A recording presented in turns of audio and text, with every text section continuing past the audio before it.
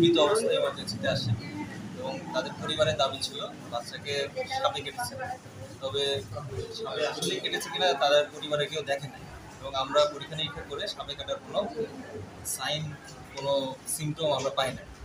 এবং অ্যাকচুয়ালি বাচ্চা কী কারণে মারা গেছে এটা আসলে ফার্দার ইনভেস্টিগেশন এবং আদার্স কিছু পরীক্ষা নিরীক্ষা ছাড়া বলা মুশকিল।